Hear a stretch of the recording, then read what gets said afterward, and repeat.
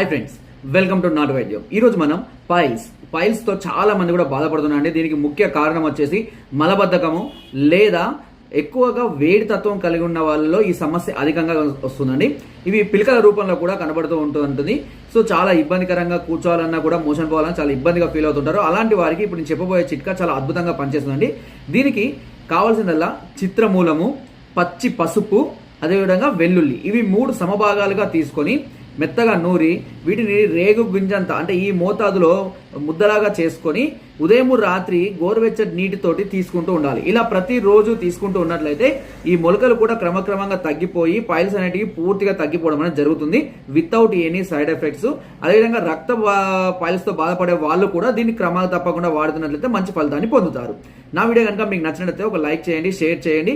ఇలాంటి మరిన్ని అద్భుతమైన వీడియోస్ కోసం నా ఛానల్ని సబ్స్క్రైబ్ చేయడం మాత్రం అస్సలు మర్చిపోదు. మీకు ఎలాంటి డౌట్స్ ఉన్నా నాకు కామెంట్ చేయండి.